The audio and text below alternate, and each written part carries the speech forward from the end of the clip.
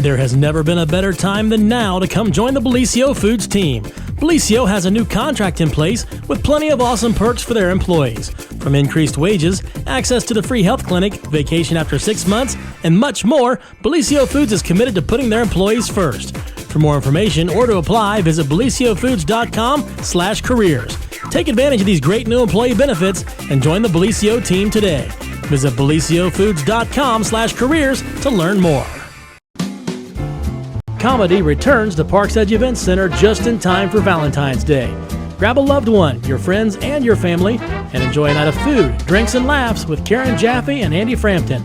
Tickets are on sale now at EnjoyParksEdge.com. Get your tickets for the best Valentine's Day since your crush left that note in your locker your freshman year. It's Valentine's Day Comedy, Saturday, February 12th. Tickets on sale now at EnjoyParksEdge.com.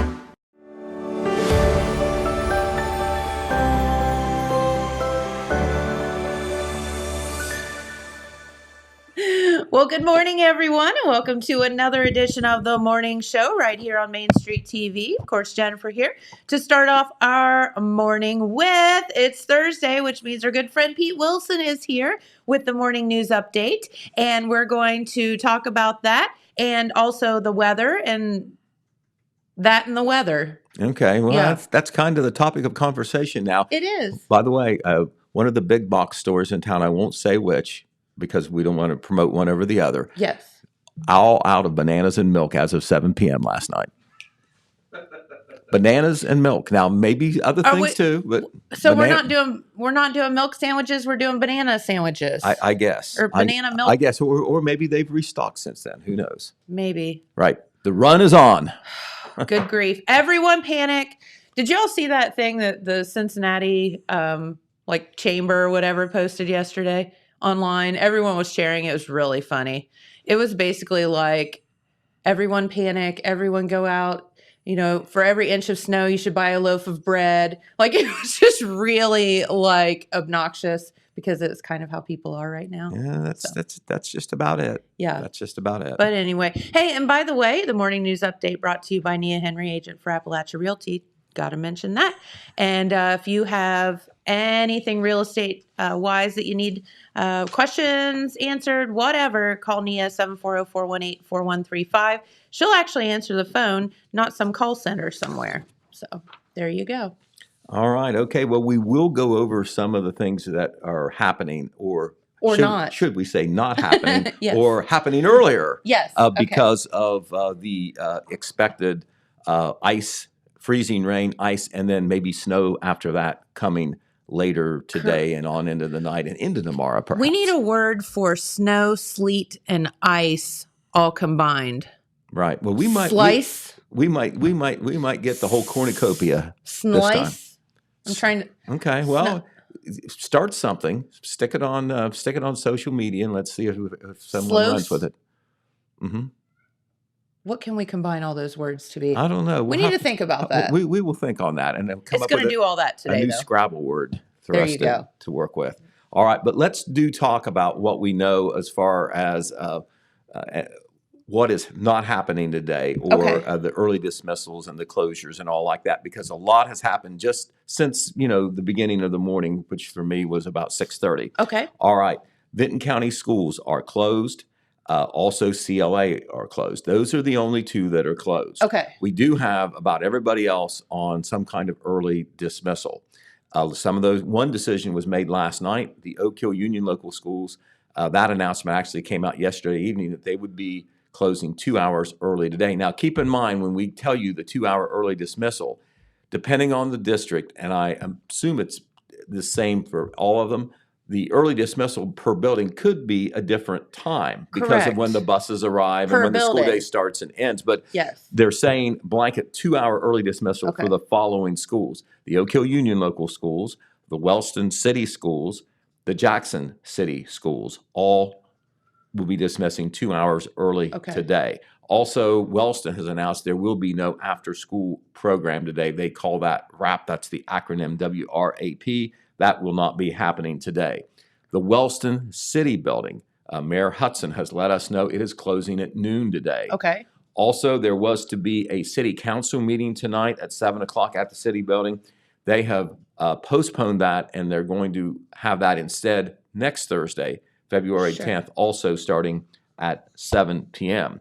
The Jackson City Library, Roger Donaldson just let us know minutes ago that the library would be closing at noon today. Okay. Down on Broadway Street in Jackson. The Sylvester Memorial Wellston Public Library actually made this decision yesterday, and we'll tell you about it now. They were going to have a Valentine card program this evening, and they have postponed that to Friday, February 11th. Okay. Not tonight, not a week ago, not a week in the forward, but 8 days from tonight to Friday, February 11th. It will be from 6 p.m. to 7:30 p.m. That is a big thing at the library where they invite kids to come in They and make do. Valentine cards. Such a And good. then they pass them out to the nursing homes. And the fact that, you make them yourself, that means a little bit more. All right, but still going to do it, but it's postponed from tonight to Friday, February 11th. The family movie night at Wellston Library is still on, but they let everybody know ahead of time, hey, monitor our Facebook, listen for announcements in the media, here on TV, on the radio, in the paper. That may be canceled or postponed as well. Right now, it's still on while we wait to see what we get. Sure. All right. The Tlc Ministries, which is there on State Route 93 between Glenroy and Wellston. Today was the day that some people were supposed to pick up their food boxes, the senior citizens. Yet you were allowed to come yesterday if you were supposed to come today. They didn't want you to come today because they were worried about the weather. They will allow you to come next week to pick up those food boxes as well. They do not want you to come today because of the adverse weather that is expected, because most people are traveling there to be able to pick up those food boxes. The Oak Hill Food Pantry, a similar announcement there. Today is a day where people pick up their food boxes because it's not open every day. You can still come today. That's up to you. But they also will hold them for you, and you can come either on February the 7th, that's next Monday, or the following Monday, February the 14th. Okay. They will hold them for you. You don't have to, force a trip out if it's dangerous. Do you have to call and ask them to hold it, or? I do not think so. Okay. I'm not sure that each one has a name on it or whatever. Not sure how they do it. But if you normally pick up a food box on Thursday, which is today, the 3rd, you can do it also on the 7th or the 14th. It will be there for you. All right, My Brother's Place in Wellston. Sometimes they do food distributions, but they always have a thrift shop kind of clothing thing, low-price clothing there. It will be closed tomorrow. It is open today. As of right now, they anticipate maybe problems tomorrow. So it will be closed on Friday, February 4th. That's on Railroad Avenue in Wellston. The Hamden Firefighters Association, that's a great group that supports the fire department, and their main fundraiser is bingo. Scheduled for tonight, it will not be held. They made that decision to call that off. They will have the next bingo session will be Monday, February 7th. So I think they must do that twice a week, but tonight's bingo session is off. The Jackson Downtown Association Chocolate Walk, we told you before, we'll remind you again, it was to have been tonight. Somebody made a wise decision earlier in the week. They did it early too. Good for them. Right, because people are addicted to chocolate, and they may come out. Hey, listen, like I said, I like chocolate. All right, so. $7 to fill your bag. But not in the ice. Right. I don't like chocolate. No, but do not worry. They're going to have it. It's going to be the following Thursday now, which is February the 10th. And that will be from 4 to 7 p.m. Yes. And so, you can still get those advance tickets to be able to do the chocolate walk. Remember, you just don't show up and do it. You need to have tickets in advance. I don't know whether they'll sell them that day. Probably they will. But they're $7, and you get them at Apple City Computers.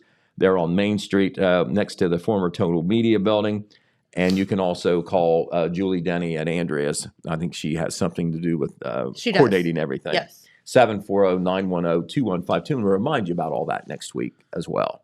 All right, so that's where we stand. And probably just in the 5 minutes I've been sitting here rattling this stuff off, there's probably more things. So what we would like you to do is to monitor the Telegram's website, monitor the Telegram's Facebook. Okay. Rodney Tomlin a.k.a. Porterhouse, is on the air now. Porterhouse is in the house. He is in the house until 10 a.m. With the Matt in the Morning Crew show, only it's not Matt in the Morning Crew, it's Porterhouse in the Morning Crew. Porterhouse today. Right, yes. so he is, did you know way back when they came up with that nickname for him, it was going to be either Porterhouse or Pork Chop, and they decided on Porterhouse? I remember that. You yes. got a good memory. Yes. Right. Pork chop. Right. Yeah. Okay. All right. So let's go to the regular news now, shall we? All right. Very good news came out of the Jackson County Commissioners meeting about the Mcnally Pittsburgh building. Now, old timers and maybe even middle timers know about the Mcnally Pittsburgh building. It used to be a manufacturing plant there in Wellston, back there on the east side, off the main drag. It's been empty for some time. The city of Wellston now owns that. Well, it was announced at the commissioners meeting this week that $700,000 of the $1 million that was given to Jackson County through remediation, and every 88 counties got remediation money from the Ohio Department of Development to redevelop, to remediate industrial sites. Okay. And $700,000 of them is going to be spent to remediate the Mcnally Pittsburgh site. Wow. I don't know whether we're talking about outside, inside, or both, but for that property to be marketable and to be ready to be redeveloped, remediation is necessary. It's similar to what happened with the Meridian property. Not sure what they have to clean up, but this is a very important thing to set the table so that building and the grounds perhaps can be suitable for a new tenant that would provide jobs. It's been a while since anybody's been in there. I remember they did telemarketing millennial for a while. That's right. I forgot about that. Yeah. That may have been the very last thing. And so obviously the commissioners were happy to announce this. Sam Brady was smiling wide. The president and CEO of the Jackson County Economic Development Partnership, Mayor Hudson from Wellston was there. And they're just all happy that this is the first step in possibly something happening at that site. That's exciting for sure. Right, and it's a big deal to go through all this. If it's environmental remediation, and it may well be, you got to get a specialist contractor in there to do it, to make sure that it's cleaned up right or whatever. There's that little thing called the EPA. Right, they frown upon not doing things properly. You just have to have a not just a site. That's not going to guarantee anything. You have to have a ready site. That's right. Whether you already have a building or you don't have a building. All right. We touched on this just a little bit Monday, but I'll go back to it because it's such an important story for downtown Wellston, and that is the new lease on life for the old Louis Theater. Yes. That building, of course, goes back to 1937. Wow. It's been vacant for some time, and there it is, there on Ohio Avenue. It's I tell you, it has the same standing as the Marquee used to in Jackson. You saw what happened with the Marquee. We've got a great cultural arts center in downtown Jackson now. Well, the Hammonds, Steve and Melissa Hammond, they're actually from MacArthur, but they have strong Wellston connections. They bought that building several years ago with the idea of developing what they labeled a cultural arts center. That was their end game. That's what they wanted to see happen. But the roof was in bad shape. As a matter of fact, they consider themselves to have no roof right now. Oh, so that's a cool picture. That's a little bit of a problem. Look at that picture there. Look at that. That's so neat. I tell you what that tells you. That tells you what a theater can do for a downtown section. Yep. They're all those cars are parked there, and I bet you a lot of them are attending a movie right there. That is so cool. And of course, the downtown Wellston was more bustling, 40 years ago than what it is now. But they're working on that.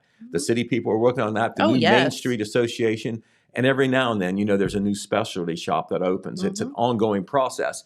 But when downtown Jackson got the Cambrian, revitalized, rebuilt, and then they got the Marquee, it was a wonder. It had kind of an effect on all the businesses around it and all the businesses that may want to come. And so the Louis, the shorthand story is that the Louis was in line for possible demolition because there was problems with the building. The Hammonds could not come up with the money or a plan to do something with it because it's such a tall order to do. They had all but given up on it, frankly, earlier in the year. They were going to make it available for sale. Nothing happened on it. The city of Wellston has grant money, or they have access to possible grant money on the county level to maybe tear it down. And when that was announced that this was a possibility, the Hammonds kind of reconsidered Yeah, and said, I let's love try that. for this again, because there are a lot of grants that are out there now Yeah. because of all the federal money that's flowed and through the state as well.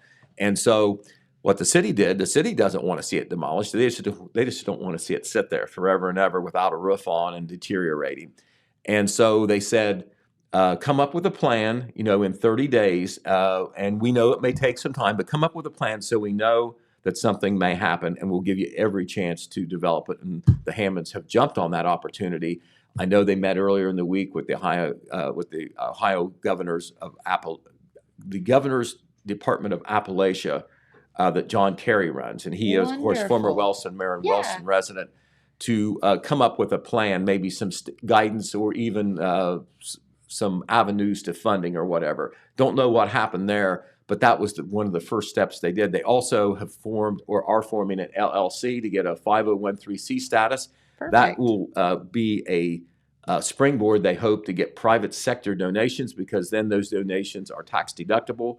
When you get public money, they want to see a nonprofit status that is established. So all those things are happening right now. And it's kind of like setting the table for good things to happen. And now we hope that they do. So that's the story on what's happening with the Luby. And that was kind of our lead story in last Saturday's paper. That story is online too, if you want to check it out, and link to our Facebook as well. But we're going to be watching that very carefully. And frankly, it is not, in addition to getting a roof on, that's the first thing. They want to get a grant to replace the roof. $175,000 is the ballpark figure there. No big If they deal. get a roof on there, they have already been told by a restoration contractor that the structure is structurally sound. The walls are solid. It was built well way back in the 30s. The floors are good. The basics are there. The problem is with a bad roof, it won't be structurally sound for long. No, and so it is very right. important to get this done quickly. And the Hammonds did some preliminary cleanup, and they cleaned out a lot of the rubble and all like that. So, they did do a lot of work that was preliminary. So we'll see what happens there. Turning to the city of Jackson. Hey, Pete, let me interrupt you real quick. We got another school update. All St. right. Peter and Paul will be dismissing at 12:30 today. Okay. All right. St. Peter and Paul has joined the lineup of early dismissals. I think we've heard from every school now in Jackson County except for Hope Haven.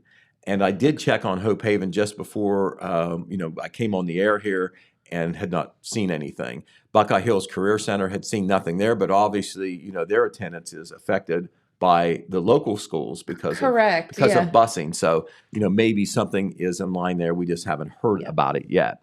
All right. So once again, the latest is that St. Peter and Paul dismissing early. 12:30 is the time there. All right. In the city of Jackson, in Wednesday's paper, we featured a story on Mayor Randy Evans giving his State of the City address. He called it the annual report to council. And actually, and here he is giving that speech. He had his prompter up there so he could read it, did a nice job. That is Service Director David Swackhammer looking on there.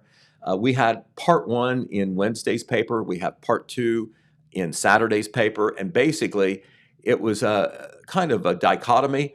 He looked back at what had happened so far, and he looked ahead to what he wants to do this year and beyond. So it's a really good long thumbnail sketch of where the city was, is, and where he wants it to go. So once again, the part two will be in the Telegram in Saturday's paper, provided that the printing presses don't ice up between now and then. Everything we have to qualify. All right. That's right. Okay, but kind of need power for all this stuff too. So hopefully. But anyway, the skinny on the part two that's going to be in Saturday's paper, because of grants that have been available, because of income tax money that is now available to the city through the city income tax.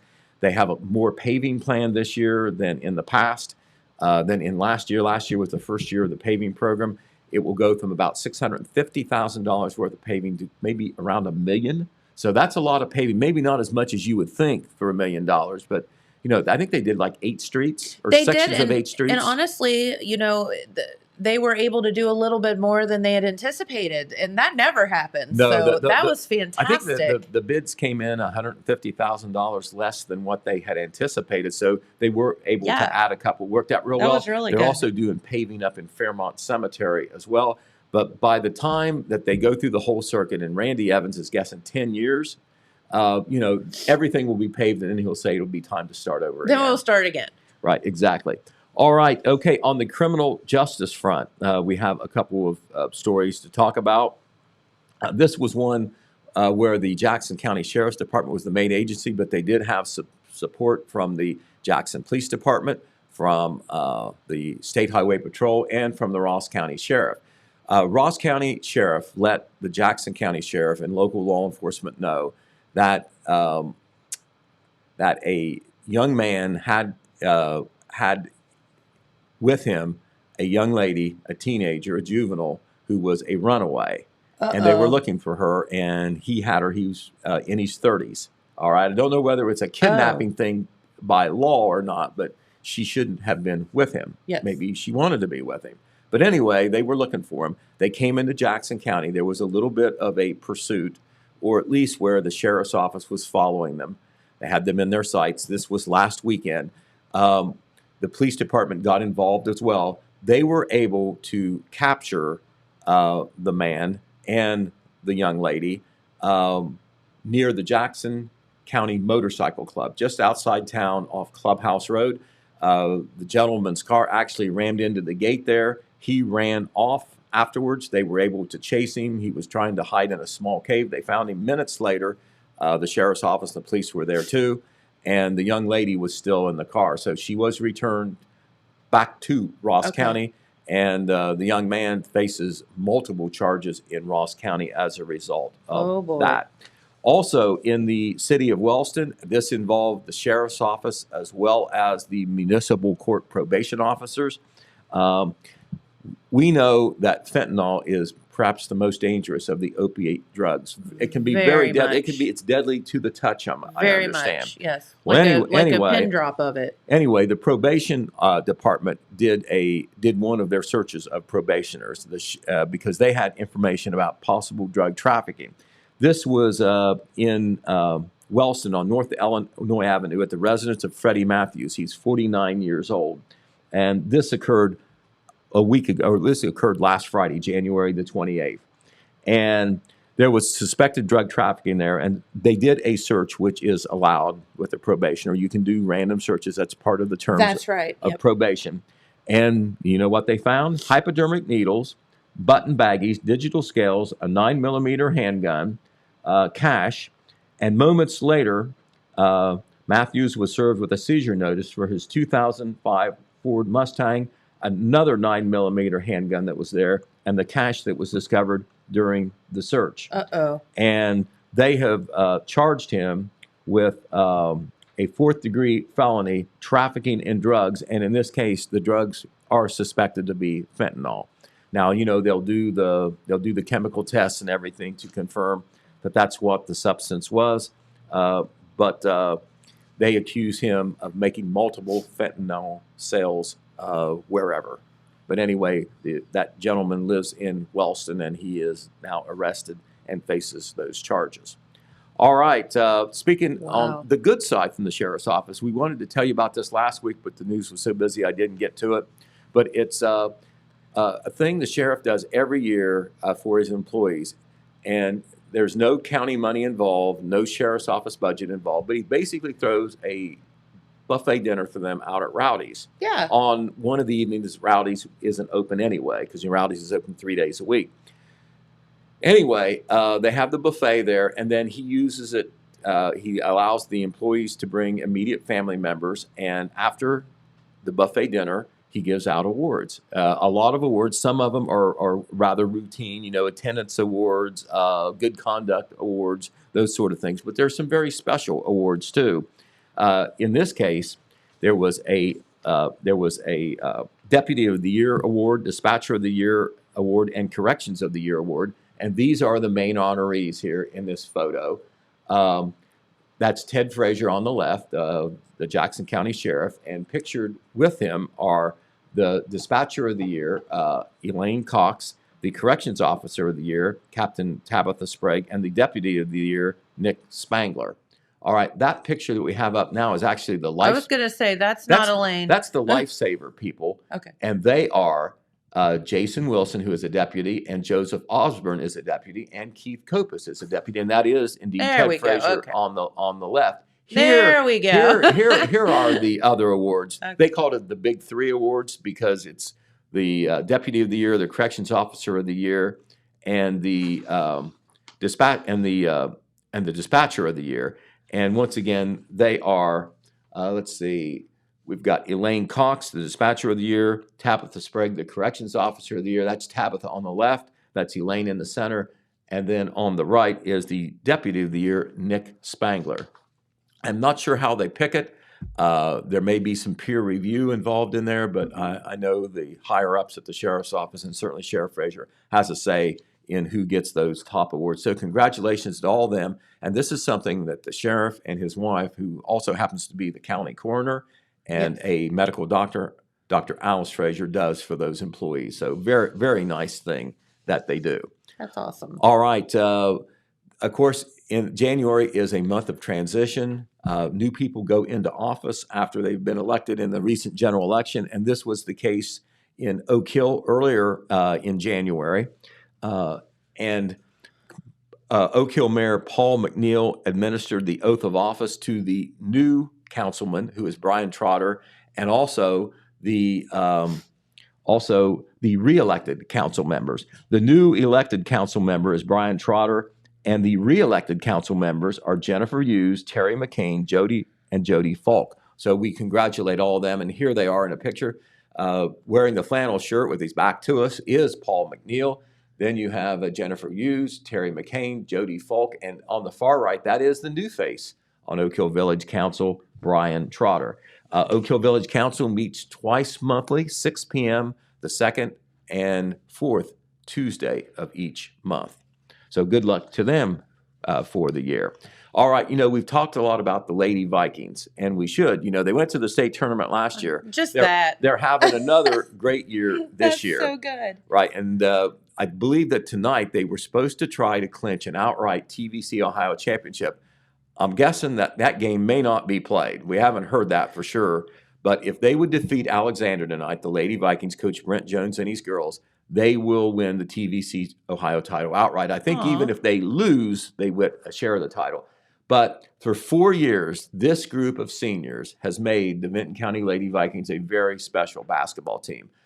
They were part of the reason that the team went to the state tournament this year or last year, and they are, of course, a very big reason why the team is about to win a conference championship this year and also hope to have a nice tournament run as well. But from left to right, these ladies are Lacey Williams, Riley Oosley, Sydney Smith, Tegan Bartow, and Cameron Zinn. And the occasion here, you see they have a bouquet of flowers. They had a senior night this last Monday evening. They had a game that night. They easily defeated Athens. And afterwards, they had a big party there in the cafetorium. Sure. And, you always celebrate senior night no matter what. But when you're celebrating senior night for the Lady Vikings and those girls have played 4 years, made all kinds of accomplishments and records, it's a special thing. Well, Red Thompson was there as well, took pictures, maybe had a cupcake, I'm not sure, or two. I would say if Red was there, a cupcake was had. Right. Okay. Yes. Well, all right. Anyway, we're going to have a nice spread in our Saturday paper about that senior night and about the girls with plenty of pictures. So, we can look, all the Lady Viking fans and beyond can look for that. Speaking of sports, Oak Hill has a new football coach. We announced that a couple of weeks ago when the coach was hired. Well, the coach was at the school last week for a kind of like a meet the coach event type thing. Football players could come, their parents could come, other school people could come. And the new Oak Hill coach's name is Chad Vanderhoof. And he was there to meet everybody, said how happy he was to have the job, very impressed with the beautiful Davis Stadium and the facilities there. Okay. And he explained that he learned a lot when he coached in the military, and his most recent head coaching job was at Wolfe County, Kentucky, and that is way on the other side of Kentucky. It's not really very close, but it was basically a startup program.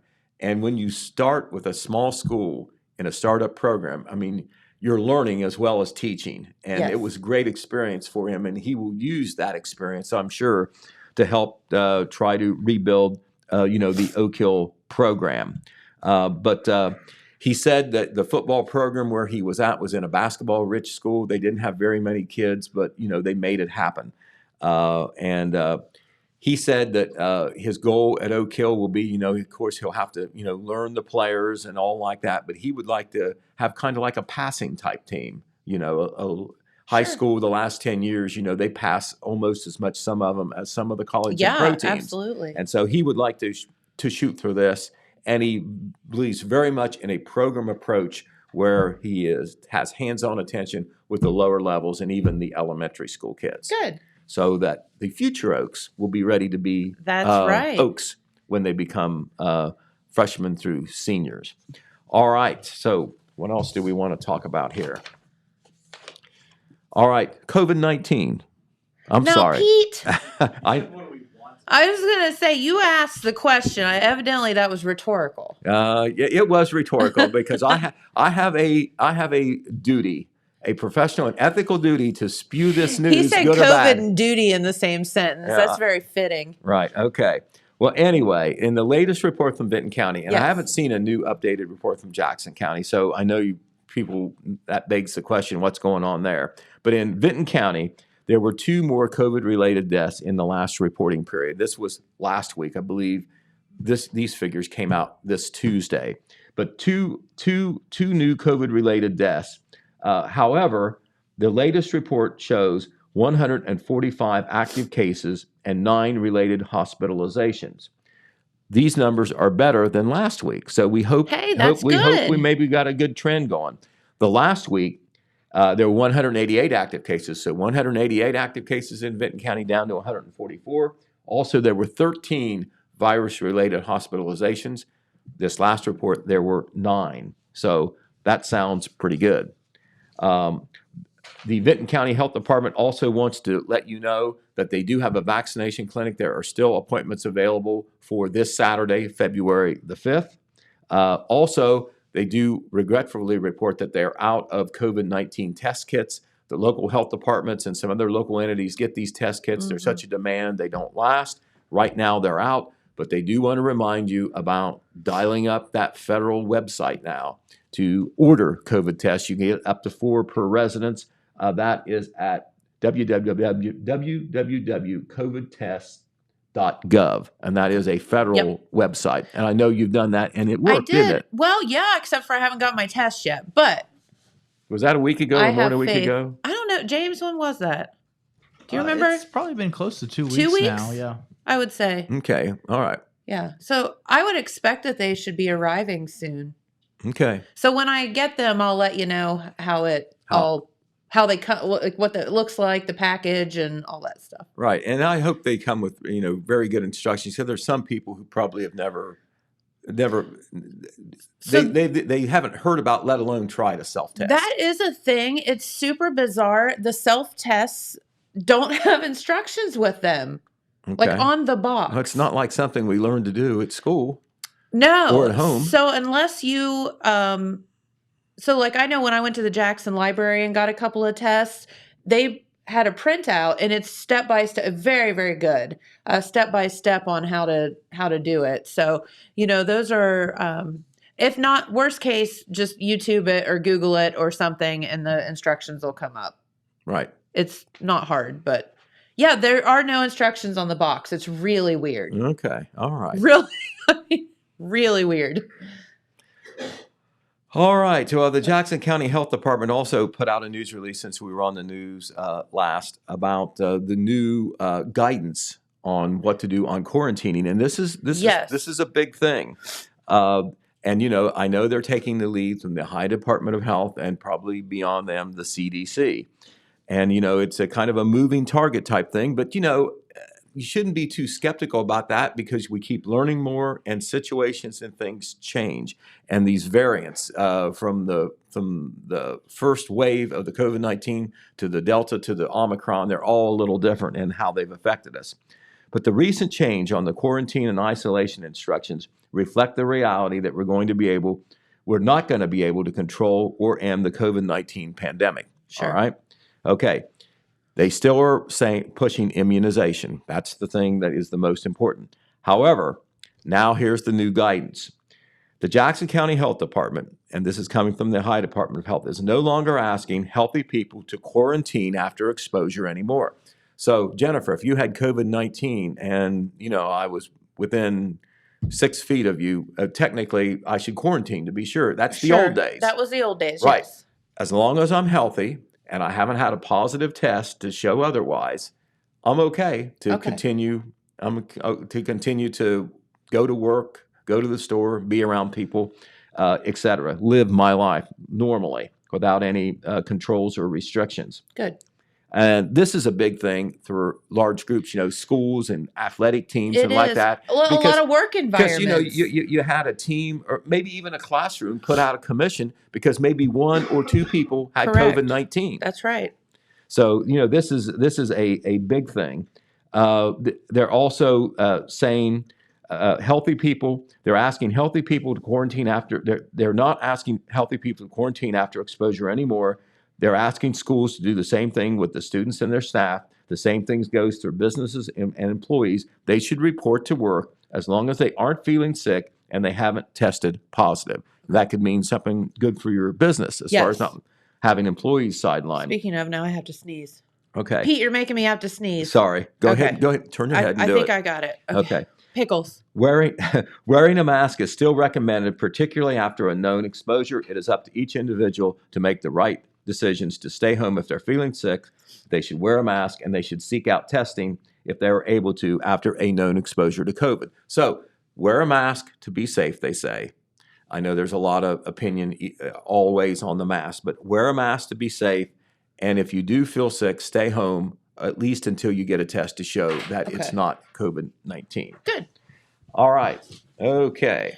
Yeah, that takes a lot of pressure off a lot of people. Right, and a lot of the same direction. The words were a little bit different, but the Vinton County Health Department put out similar guidance too. And you can go to the Jackson County Health Department Facebook. You can go to the Vinton County Health Department Facebook and see their complete statements. Those statements also are on our website, the Telegram website, and the Telegram Facebook page as well. Okay.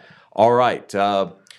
The Ladle of Love community dinner that they have twice a month out at the Good Shepherd Wesleyan Church. Yes. Our good friend Christina Sexton Inbody is just an angel making all that happen. She does it with donations and she has help. But they do a twice monthly dinner. Amazing I think work. it's the first and third Saturday of every month. You can come and pick up a dinner. They can do social distancing there in a sit-down situation. And a lot of the dinners they actually deliver. They did that during the COVID-19 thing because it was the safest thing to do. And so as a result, a lot of the Ladle of Love food ministry is delivery. But they have added a new service now, and this is a biggie. A food pantry service is going to be done in conjunction with the Ladle of Love community dinner. And it will start this Saturday. That's the next date for a community dinner. And how that works, the meals normally begin at 11:30 a.m. So you can go to the Good Shepherd Wesleyan Church just outside Jackson. It's the same place where CLA is. If that helps. And on the first and third Saturday, there will be emergency food packs available from the food pantry. Packages that will be distributed according to an individual's level of cooking skill and appliance availability. So there are different types of food packs available that will suit the person's situation and needs. And you don't have to sign up for this. It will just be there. I'm not sure about supplies, but the same folks who sit down for a dinner, who get a dinner, can also get these food boxes or these food packs on the first and third Saturday. And our editorial assistant, Alex Shope, who's done such a great job for me since we brought him on board last year, He did this story. It was on page 2 of our Wednesday paper. It's all also posted online and Facebook as well. But he is going to go out, provided they have the dinner on Saturday, and do a story on the back end, the debut of the new food pantry that will be in tandem with the community meal this Saturday. Okay. All right. On Tuesday evening at Oak Hill High School, not only did the Oaks have a basketball game against Wheelersburg, they gave them a good game, but they lost. But there was a Sweetheart Queen crowned. Oh, Yes, and it is Brooke Howard. Isn't she beautiful? she's so She's pretty. there with Aiden Atkins, who was her escort, and Brooke was named over some other of her sister seniors to be the queen this year. There were underclassmen attendance as well, and that was her night. And the great thing about Brooke is the next night or the night before, she was out on the court in a basketball uniform because she plays basketball too. But the other attendants that we want to mention on the senior side, we have, in addition to Brooke Howard, we have Ava Lowe's and Madison Johnson. They could have been the queen too. The junior attendants are Harley Barger and Abby Donnelly. Then the sophomores are Emma Davis and Hayden Rife. And the freshmen are Isabella Lunchford and Reagan Atkins. So congratulations to all those young ladies, and especially to Queen Brooke. Very good. All right. One of our natural gems that we have here, and we all know this because we know things here on Main Street We know TV. things. And you and I, not James, we've lived a while. Couple I've lived years. longer than you.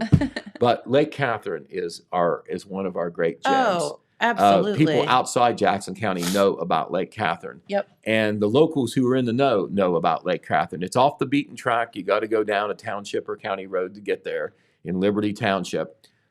But they're going to have a series of winter hikes there this Saturday. So talk about a well-timed winter hike. Provided that the ice is gone, you know, there will be signs of winter there, obviously. There's going to be a series of hikes. There are going to be naturalists there, a naturalist or naturalist there, and they're going to have hikes between 9 a.m. and 2 p.m. They have 3 different hiking trails there, if my memory serves me correctly. And if you show up sometime between 9 a.m. and 2 p.m., in a short time, you can get on one of those guided hikes. And not only, you know, if you're a little squeamish about going in the woods, even on a hiking trail, they will guide you, and then they will point out things that you probably wouldn't know about. Correct. There are so many things out there on some of the scenery, you know, that you don't know. There won't be the wildflowers. Vegetation. Right. Yeah. You may see some deer or whatever, but there's going to be a lot of cool things. It is very much worth the trip. I know that one of the trails is like maybe 3 miles. Another trail might be a little less than a mile. So, you know, just pick the one that might be right for you. And ask around. There will be a lack of bugs because it's winter. That's right. But this, you're to park at Lake Catherine Road in Jackson. That is off the Beaver Pike side, you might say. Just head out of Jackson on State Street, turns into the Beaver Pike. You're going maybe a mile, a little bit more, and there'll be a road to your right. There'll be a marked sign. That is Lake Catherine Road, and that takes you to the parking area there on Lake Catherine Road. You can also hit Lake Catherine Road from the opposite side, but this event and series of hikes, you need to be on the Beaver Pike side to be able to take those hikes. All right.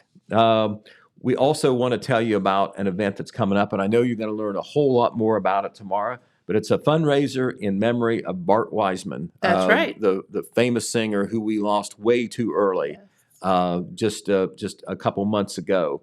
But his wife, Megan Wiseman, and I know Bart's family, the Pelletier family, the Wiseman family, very much behind this. But this is a fundraiser to celebrate the Wiseman's Sonic Rhythm Academy fundraiser. And the nub of this is to have an event that will generate and spark interest in music from kids. Yep, and love that. I believe, you tell me if I'm wrong, Megan is going to be here tomorrow to talk about that. Yeah, ice willing, yes. Right. We're going to figure this all out. James and I have already talked about. But as it's scheduled now, plans. it's 12 p.m. Saturday at the Parks Edge Event Center. And that's at 601 East Main Street in Jackson. It's described as a communal day to not only celebrate Bart and his music, but also to raise funds for Bart's Sonic Rhythm Academy. The idea is to give children of the community the gift of music. So isn't that cool? What a legacy that would be. Absolutely. What an amazing gift. And you can hear a whole lot more about that tomorrow. That's We right. hope. Yes, and Megan will be here, and also our good friend Ben Davis Jr., and maybe some guests. So, All right. Okay. Another event that's coming up to celebrate the arts. The Apple City Players are working on a new play. Of course, it will cool. be at the Marquet Cultural Arts Center, and it's called The Hallelujah Girls. And it's going to be on Friday, February 25th through Sunday, February 27th. I'm guessing that there's going to be 3 different showings there, 3 different performances. And some of the advanced information you can find on the Apple City Players Facebook page. We're going to be providing some preview coverage, but we wanted to let you know about those dates. You can circle them on the calendar. They don't happen very often, 3 or 4 times a year, so you kind of need to plan for them. But the Hallelujah Girls, the weekend of performances, February 25 through 27, Friday, Saturday, and Sunday at the Marquet Cultural Arts Center in downtown Jackson. And there is one of the flyers that Mr. James has thrown up for us. It looks like it's going to be fun. I'll bet. It just seems so far in the small sample size that we have that the Apple City Players, their group prefers comedy. Yes, So- they do. They do a lot of fun things. Right. And I enjoy performances. I wasn't a good enough football player to be an Iron Man, but I was in the plays. And if you ask me to be up on that stage, remembering lines, it's like trying to catch a touchdown pass with the game on the line. There's some pressure there too. There is definitely Because some pressure. if you forget your lines or you foul it all up, everybody knows it. You got it, and you get to sing Oklahoma. Well, Are we going to do that again, Pete? Well, I'll tell you what. Let's do it. Let's do it when we celebrate Statehood Day for Oklahoma. Okay. And since we don't know when that is, I'm probably safe. Oh, James, look that up. We'll put that on the calendar. Okay. Well, I can tell you that it became a state in 1907, but I don't know what day. How do you know that? It just jumped into my head. How does he know that? All right. Okay. There's another event that's not going to happen. That's an annual. I've got bad news. We just missed it. It's November 16th, 1907. All right. So It's a long way to so Pete's November got the 16th. almost a year to. Why did you not just say it's tomorrow? I mean, it's February 4th. Isn't that weird? It is the weirdest thing. It's tomorrow, Pete. Okay. All right. Okay. All right, sorry. We digress. That's You will hear him sing Oklahoma on this program again someday. All right. Okay. All right. The St. David Day Luncheon. All right. Okay. Now, we know who St. Patrick was, right? Tell us just for the record. St. Patrick was a fella in Ireland Mm-hmm. that led the snakes out or something to that effect. Oh, okay. And we drink a lot to celebrate. And there is a St. Patrick's Day, right? Yes. And we know what date that is. March 17th. All right, girl. Good. St. Patrick, the patron saint of Ireland. I Yes. think that's correct. And we do celebrate St. Patrick's Day, an excuse to party, of course, on March the 17th. That's right. And wear green. All right. But There's a lot more to the story other than what I said. But who is the patron saint of Wales? Do we know that? Now, I believe you were a Davis, so you had better know Ooh, this. Man, I should know that. James, do you know? St. David. There he is. Okay. Is if that it? helps. If that helps. Oh, St. David. He is the patron saint of Wales. I knew that. Okay. All right. We have Welsh heritage here in Jackson County, right? A little bit, Including yes. the Davis family. That's right. Davis, A nice Davis, Welsh name. Davis, Evans, a bunch of All Welsh of them, surnames Yes. throughout Jackson County for sure, especially in the Oak Hill and Jackson areas. Yes. And the Eisteddfod, that is a Welsh singing event. All right. Correct. Right, you may have cursed it in your younger days when you had to get up on that stage. But Well, I'll tell you what, my good friend Megan and I, who will be here tomorrow, we're always the ones that loved the Eisteddfod. We love to sing. So, yeah. Okay, all right, well, good for you. Well, anyway, Not Oklahoma, but okay. Well, our good friend Jeannie Gendra, who is the director of the Mad Dog Center for Welsh Studies at the Correct. University of Rio Grande, she's one of the folks who schedule and organize the annual St. David's Day Luncheon in Oak Hill. Great. And St. David's Day, this is like St. Patrick's Day, only very few people know it unless you're a Welsh groupie. St. David's Day is March the 1st because they knew that his birthday, they felt his birthday was in early March, and so they called March 1st St. David's Day. There you go. For years and years, the Welsh organization, the Mad Dog Center, in recent years has really been involved in this. There also was a group called the Cardigan Welsh Club at one time. I don't know whether it still exists now. It may on paper at least. But they organized the St. David's Day Luncheon, and they had it once a year, usually on the closest Saturday to March the 1st. It was a noon luncheon, catered, very nice, and they had Welsh singing. They tried to have some Welsh speaker there. I've covered a number of them in my time. Well, they were supposed to have one this year on around March 1st. They didn't have a date set yet because they were waiting to see. Because of COVID-19 and the fact that this is a group event and some older people come, they've decided to cancel it for this year. Oh, okay. Very regretfully. They hope that next year it will be back We'll in be back. 2023. I That's believe they didn't have it last year either because of COVID-19. That was in the heart of when we started to get all the cancellations and the Yes. closures. So no St. David's Day Luncheon this year in Oak Hill, but our Welsh heritage lives on. And the Mad Dog Center at the Welsh Studies at Rio Grande, want to give props to Jeannie Gendra and all she does there to promote the Welsh heritage, keeping it alive here. And then, of course, we have the Welsh American Heritage Museum in Oak Hill. That's right. That was an old Welsh church back in the day, and it still looks like it, but now it is a museum, and there are Very all cool. sorts of things in there. If you ever get a chance to visit there, it's not regularly open because it's not a staff thing, but they try to have it open certain times and announce it. They try to have it open during the Festival of Flags, for instance, and some other times during better weather. So that is where I'm at. Let's go ahead and get to the weather, the official Well, there's weather. one more news story we got to touch on, Pete. Okay. You got the yesterday's issue of the Telegram right there. Why don't you turn to that back page? Give the biggest news story there in the right-hand column. Okay, I think I know what he's talking about. There, we have a family connection here. Oh. The Oak Hill Area Chamber of Commerce meets once a month, and at their first meeting in January, it's a transitional meeting. They elect officers. That's right. Well, there is a new secretary for the Oak Hill Area Chamber of Commerce, and that is none other than James Hamilton's mother, Judy Hamilton. That's awesome. So how about that?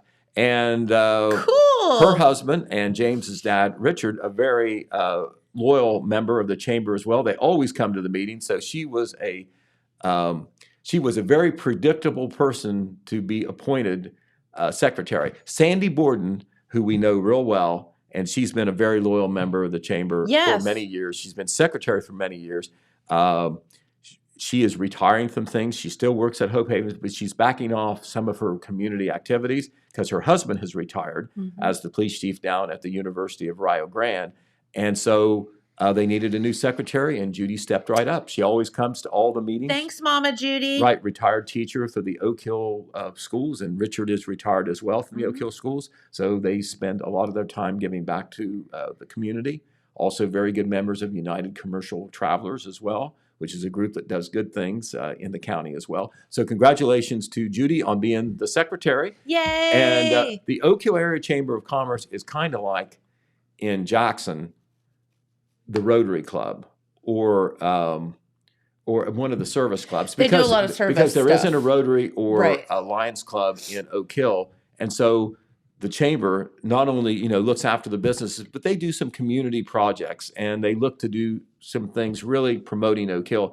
They were involved in the Welcome Sign project. They supported that. They do the pumpkin walk. They do the yard sale and the Amish showcase there in the spring. But anyway, Curtis Strickland, who has been the president for some time, was reelected as the president, and I believe. Let's see, I've got to get the name here. Bruce Get the Barkhurst is the vice president. I'm gonna look at the updated He's weather been the forecast. secretary forever, and the treasurer was not there in the picture that we had to go with the article, but it's Caleb Bradford is the treasurer, and he is the manager of the West Banco Bank in Oak Hill. And so they give a lot of time to the chamber there. I think the chamber has nearly 100 members. It's a great small town chamber. Yeah. So congratulations to them. Very good. On the weather, Jen, that printout there in front of you is from this morning.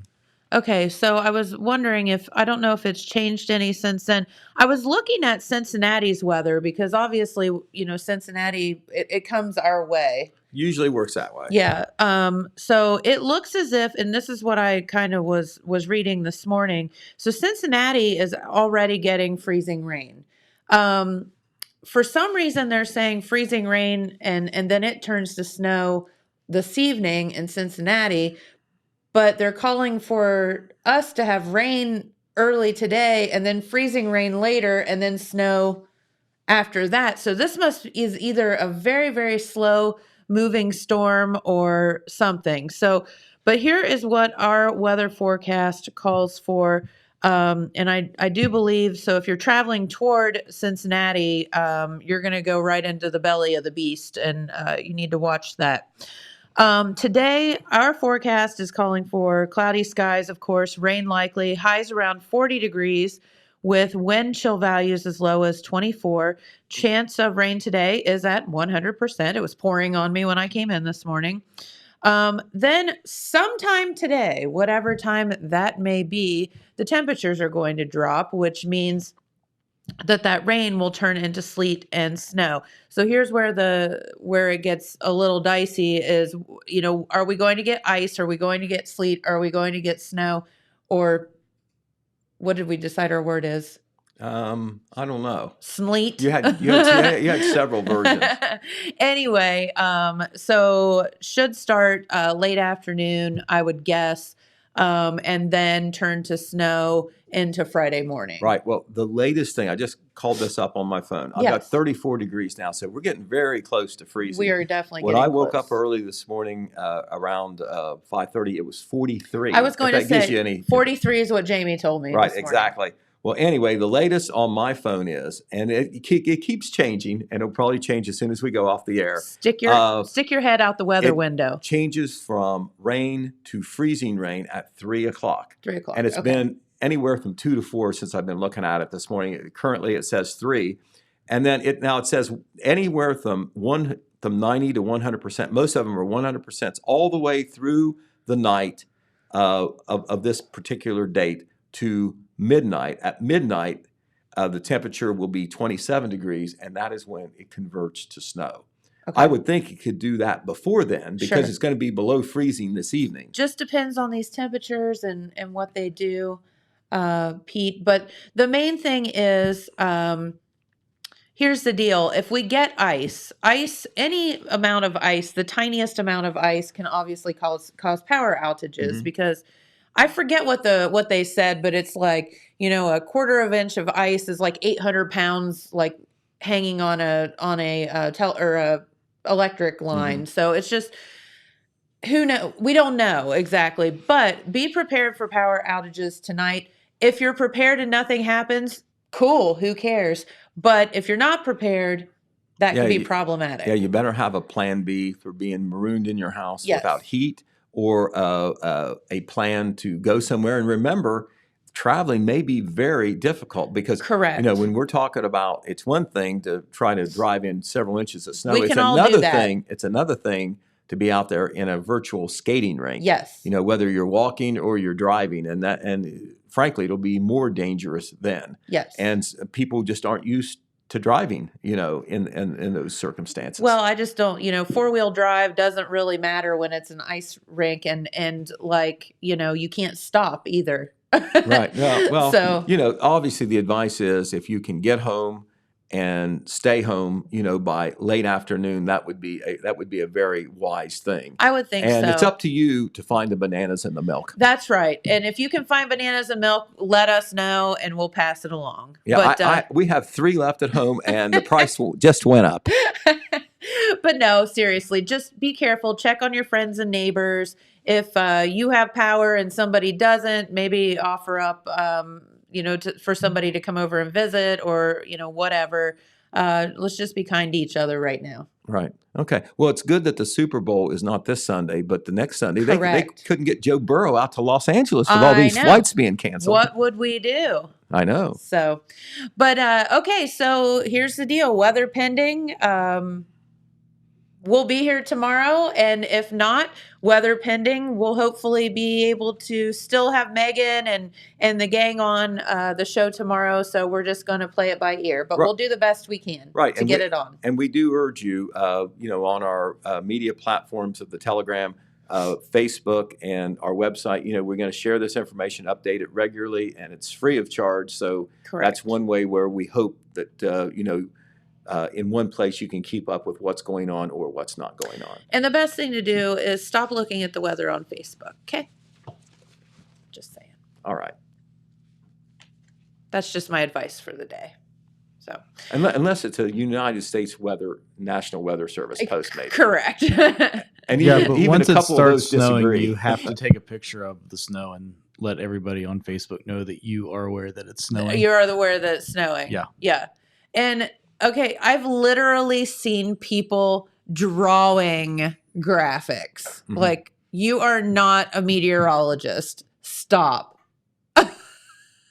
Just saying. Okay. All right. Well, thank you for the news update, Pete. Much appreciated. And thank you, James. And we will do our best to get here tomorrow and be on with Megan and the rest of the gang. And if we have to do it remotely and we can, we'll do that too. So we'll be here if we can. All right. How's that? Very good. All right. We'll see you. Be very, very safe. Be very careful. And do check on your friends and neighbors and your loved ones. And we'll see you tomorrow. Bye-bye.